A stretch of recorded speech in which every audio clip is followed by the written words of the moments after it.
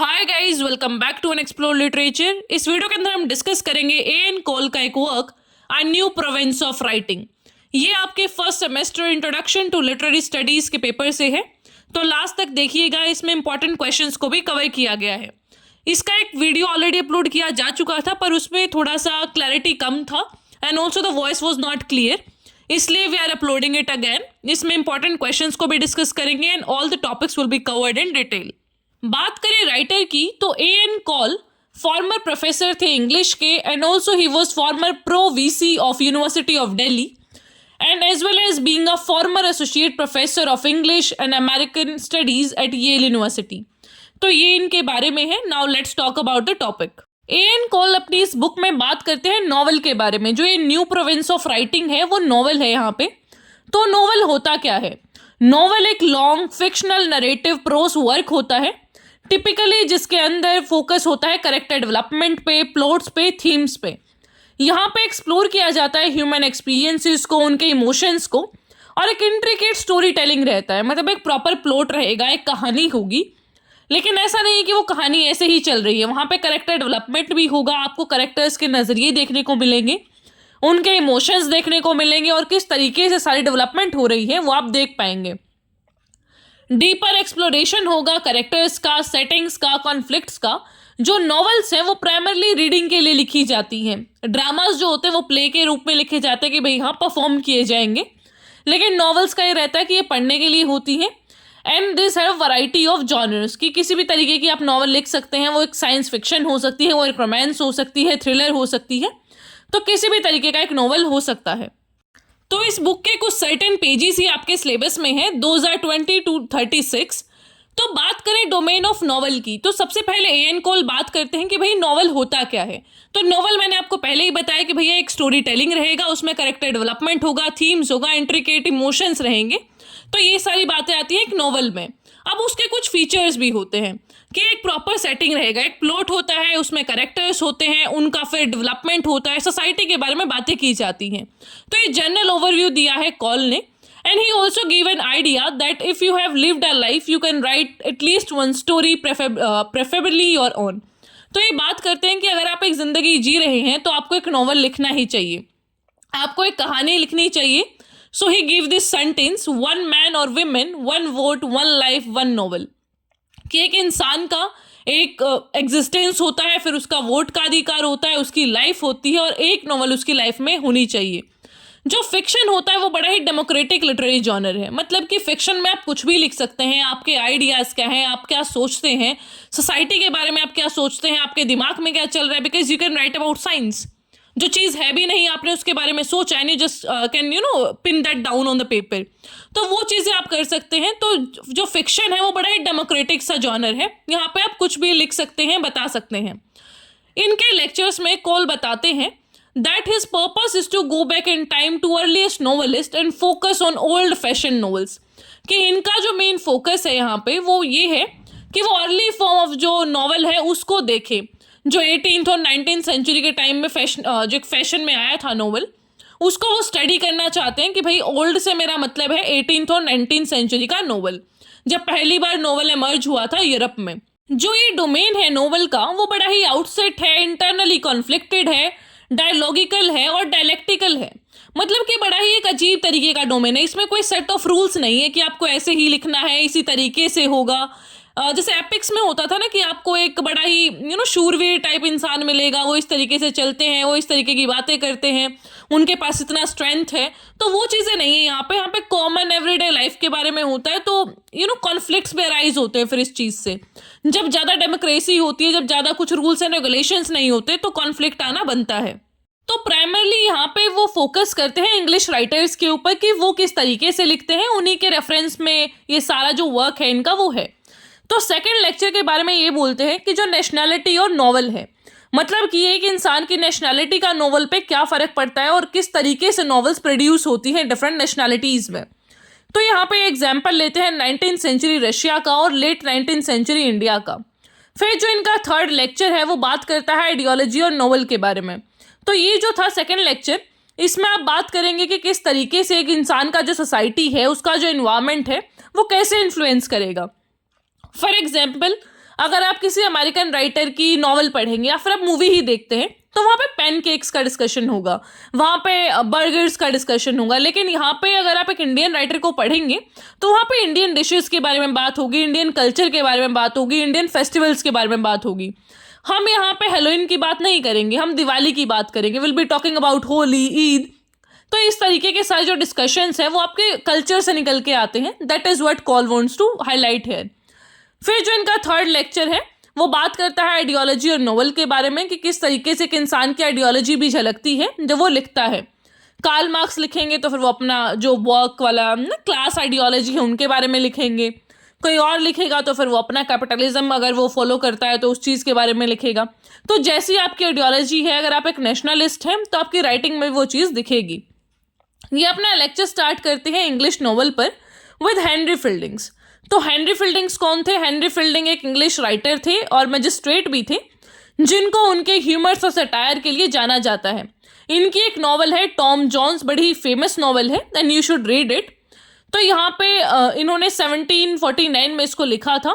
And this history of Tom Jones, इसमें किस तरीके से ये सारे सटायर का, ह्यूमर का यूज़ करके अपने इर्द गिर्द के लोगों के बारे में बताते हैं कि किस तरीके का वातावरण था उस टाइम पे, लोग कैसी कैसी चीज़ें करते थे, उनके फूड हैबिट्स क्या थे, उनका इमोशनल टाइम कैसा चल रहा था, कल्चर कैसा चल रहा था।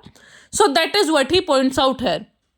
तो यहाँ पे ये बताते हैं कि जो हेनरी फिल्डिंग्स है, when he turn from stage comedies to face to prose fiction, thought of himself as the founder of new province of writing. कि जो ये हेनरी फिल्डिंग्स हैं, जब इन्होंने अपना स्टेज कॉमेडी से टर्न करा फिक्शन पे, तो इन्होंने खुद को फाउंडर बता दिया न्यू प्रोविंस ऑफ राइटिंग का। तो यहाँ पे न्यू प्रोविंस ऑफ राइटिंग है novel, but his definition got contradictory. कि इन्होंने डिक्लेयर तो कर दिया कि भैया मैं हूँ फाउंडर इस न्यू प्रोविंस ऑफ राइटिंग का, लेकिन जो इन्होंने नोवेल का डेफिनेशन दिया वो बड़ा ही कॉन्ट्राडिक्टरी था। वो एक फुलफिलिंग सा डेफिनेशन नहीं था कि वो सारी चीज़ों को कवर कर दे। He defined novel as a domestic history और simply as the history.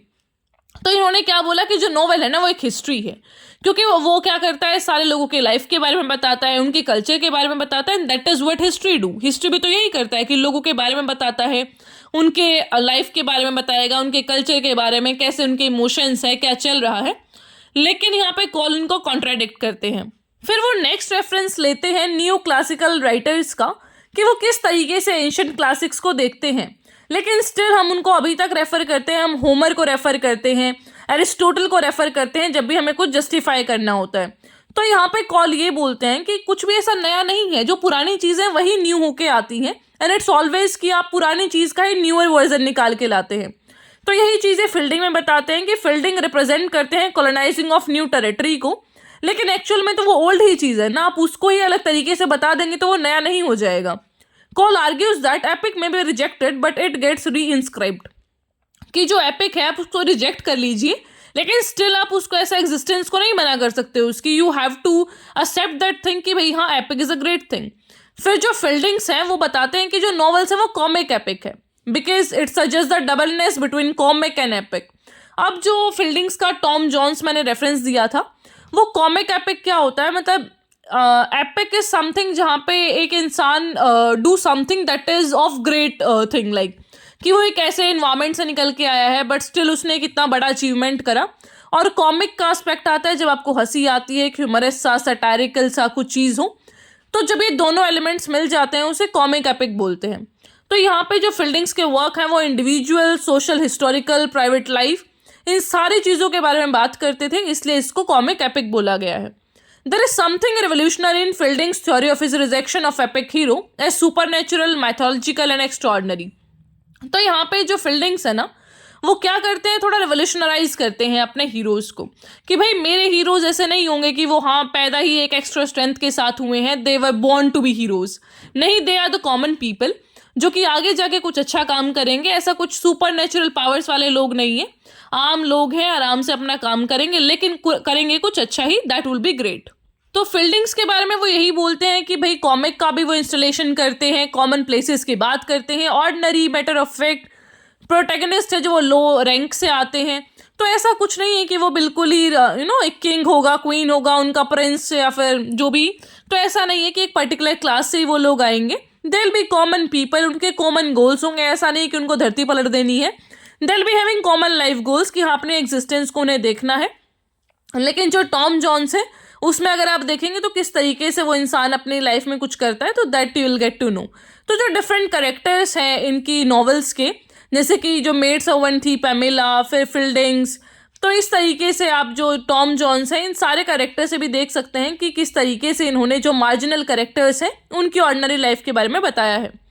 As we move into 19th century, जो कॉमन पीपल थे and the so called age of common man become very respectful. अब ये आपने notice करा होगा जब आप इनिशियली पढ़ रहे हैं सारी चीज़ों को, तो पहले क्या था, पहले हमने एपिक्स को पढ़ा, हमने होमर को पढ़ा, फिर हमने एडिपस वाली जो स्टोरी थी वो पढ़ा, ओडिसी हमने पढ़ा कि भाई कुछ तो है, स्ट्रांग लोग हैं, कुछ सुपर नेचुरल पावर है, ये तो ऐसा करेंगे तो एक पंच मारेंगे तो सारे लोग मर जाएंगे, तो वो सारी चीज़ें नहीं है। Then we shifted to nature कि नेचर में पावर है। अब बात होने लगी थी कॉमन आदमी की कि एक इंसान है बड़ा नॉर्मल सा है, उसकी लाइफ का भी इंपॉर्टेंस, ऐसा नहीं है कि कुछ अगर एक्स्ट्रॉर्डनरी कर रहा है तभी आपकी लाइफ का इंपॉर्टेंस होगा। तो यहाँ पे जो मेन स्ट्रीम फेबल है वो एक essential story of love, marriage, private concern इसमें बदल गया था कि भाई लोगों की जो छोटी छोटी चीज़ें हैं वो भी इंपॉर्टेंट है, आपको कुछ एक्स्ट्रॉर्डनरी करने की जरूरत नहीं है to be into this mainstream idea of novel. तो यहाँ पे फेबल का मतलब है जो भी एक कहानी जिसके अंदर कोई मॉरल वैल्यूज होता है, कुछ इस तरीके से। अब जो जॉर्ज इलियट है, herself use the word epic constantly but the correct describing word for her work would be epochal। तो यहाँ पे जो जॉर्ज इलियट है वो एपिक वर्ड का यूज़ करती हैं कॉन्स्टेंटली, लेकिन उनके वर्ड्स को अगर हम देखें, वर्क्स को अगर हम देखते हैं तो that will be in the sense of some time और स्पेस के रेफरेंस से, इसलिए हम उनको प्रॉपर एपिक नहीं डिक्लेयर कर सकते। तो यहाँ पे कॉल क्वेश्चन करते हैं कि भाई कॉमन जो ये हमारा कॉमिक एपिक है वो ही क्यों बोला गया है फिल्डिंग्स के जो वर्क है उनको, वाई नॉट से एपिक पर से। तो यहाँ पे बताते हैं कि जो प्रोटैगनिस्ट है उसका जो फेबल है वो सिर्फ उसकी ही डेस्टिनी को नहीं डिटरमाइन करता बल्कि हम सबकी डेस्टिनी को बताता है। इन शॉर्ट ये सोसाइटी के रेफरेंस को बताना चाहते हैं कि सबकी ज़िंदगी उस टाइम पे ऐसी थी, उस टाइम का इम्पोर्टेंस क्या था, तो एक हिस्टोरिकल सेटिंग में उस कैरेक्टर को रख के देखते हैं। When the readers asked George Eliot why, George Eliot didn't write lengthy preface in the manner of Fielding. She answered that he lived in an ample age when the days were longer, when summer afternoons were spacious and the clock ticked slowly in the winter evenings.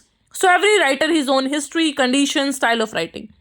कि जब लोग George Eliot से पूछते हैं कि आपको क्या लगता है इन्होंने कॉमिक एपिक क्यों लिखा और ये सारी चीज़ें, तो इलियट बड़ा ही आसान सा जवाब देती हैं एंड वेरी स्ट्रेट फॉरवर्ड कि देखो हर एक जो राइटर है उसका टाइम अलग होता है, उसकी कंडीशंस अलग होती हैं।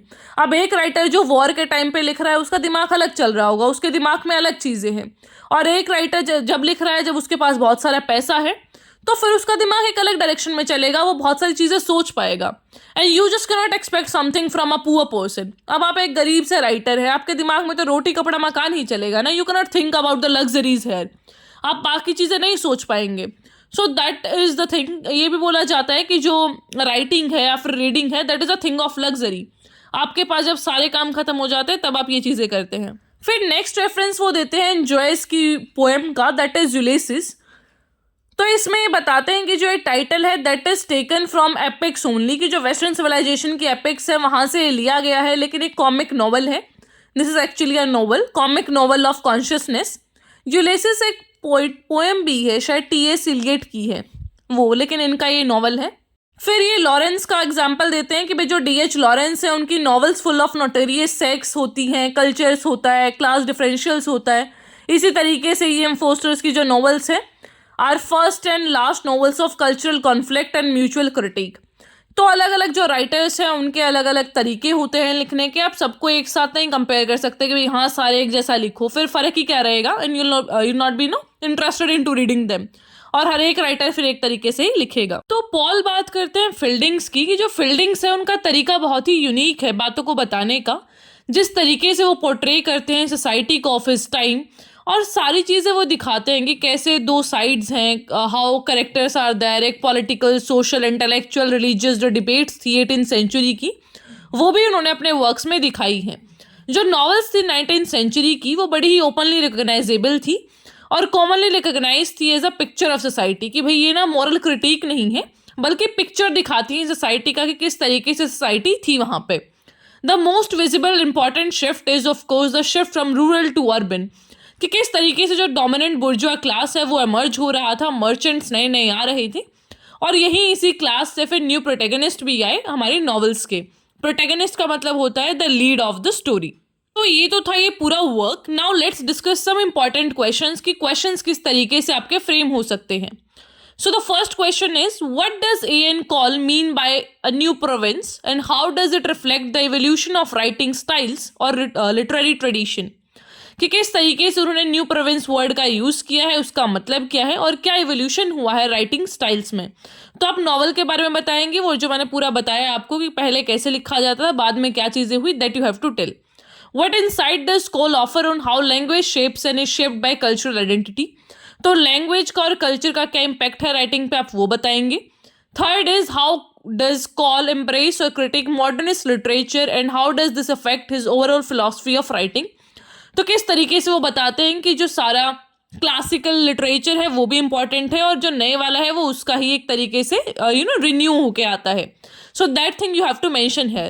Now the last question is how does Cole view the relationship between literature and criticism and how does this inform the reading of the text? कि किस तरीके से क्रिटिसिज्म ज़रूरी है और किस तरीके से वो टेक्स्ट को एनालाइज करता है, वो सारा रिलेशनशिप आप वहाँ पे बताएंगे इस क्वेश्चन के अंदर। All right, so this was all about this chapter. I hope आपको समझ आया होगा। कोई क्वेश्चन क्वेरी कुछ भी है तो आप पूछ लीजिएगा, I will answer that. And you can also follow me on Instagram and you can also join the Telegram channel. Email भी आपको मिल जाएगा, तो इस सारे यहाँ पे भी आपको क्वेश्चन पूछना है, you can ask me anywhere. Also you can give your feedbacks in the comment box. All right, so I'll meet you in the next video. Till then, take care, stay happy, stay healthy.